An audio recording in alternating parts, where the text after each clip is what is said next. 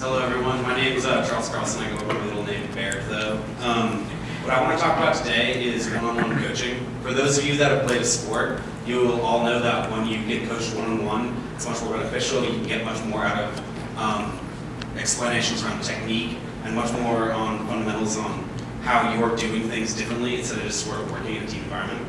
And now, the main reason that one-on-one coaching isn't as often as you see is that it's extremely costly. I've played for 4 different volleyball clubs, and while I don't see my idea working as easily for volleyball, the main takeaway is that the one-on-one coaching for their programs was over $100 each at the cheapest one, which I coached at. And so what I noticed was while I was a coach there, I was a high school student, and I would have taken a lot less than what I was paid. Not that I made $100 though. But the point is that there's an extremely large amount of people who are able to coach. You don't need to be LeBron James to teach basketball, especially if you're not teaching it to someone at your current level or above your level.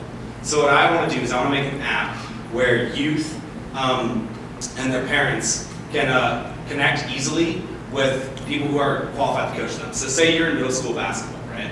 Your parents, if you're on a traveling team, which is basically any team in any league that just goes around in your state or whatever, are going to spend an average of $2,266 according to the University of Florida Sports Policy and Research.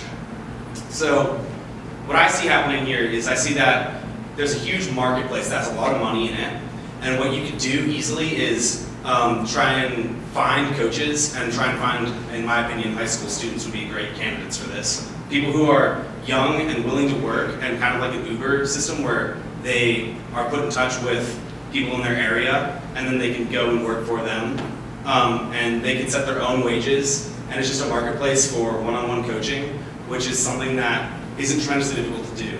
The problems that I think I'm going to have are twofold. One is when and where, because as I said for volleyball, you can't just coach it anywhere, you need a court. So I see that it would work really well, and we should definitely start with sports such as soccer and basketball. I lived in 3 different counties in my life.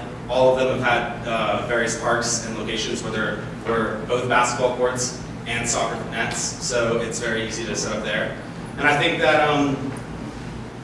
that my second problem is going to be how I make sure that the coaches don't sort of go around the system and try and get paid in other ways. And I think that we can put the onus on them to collect the money by only allowing them to use the app and gain more customers and stuff like that if they're allowing us to take a small cut from their from what they produce. Thank you.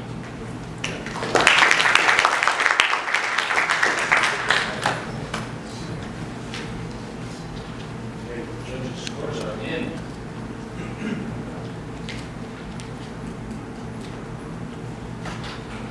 And like we began.